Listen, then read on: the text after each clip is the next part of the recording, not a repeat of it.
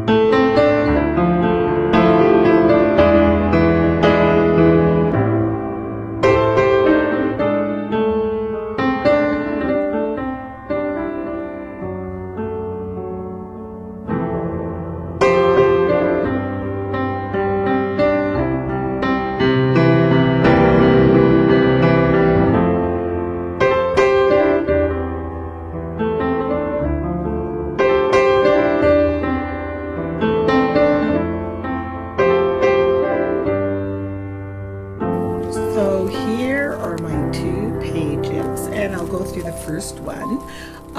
Can you keep a secret? I am the most amazing secret keeper, I'm sure.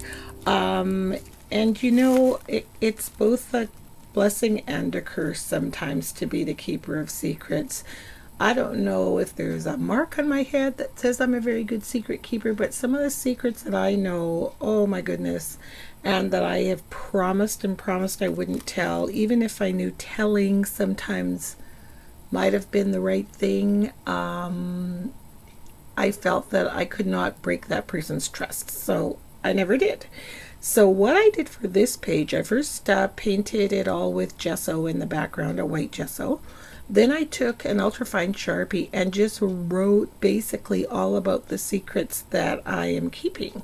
And it's all on this page. And what I did is keep the text. I didn't separate when a new word changed. I just kept the pen flowing so it was like one uniform word. If ever anyone could ever decode this, which they couldn't, but just in case, I just wanted to make sure that I could put it out there on paper, but nobody will ever be able to read it. So then I did a wash over with some watercolors, just some plain watercolor. I have a watercolor wheel here that has a different wheel for every color family. And then I took a shimmer acrylic paint and sort of did some dripping down the page this way. And then I tried a technique that I wanted to try. I stuck my watercolor brush in some alcohol, and when you apply that to paint that's not quite dry, the paint runs away from the alcohol, so it makes all these really cool splotchy marks. It looks really, really neat in real life. So then after I did that, I dried it with the embossing gun, and then I took a stencil and some white gesso, and I stenciled "You Can Trust Me" and outlined it in a black felt pen. So yes, I am a great keeper of secrets. One other thing I added on the page, if you can see right there, it's a lock, but there's no key, so that you know the secrets are locked inside of me until I leave the planet. I will not tell unless you ask me to.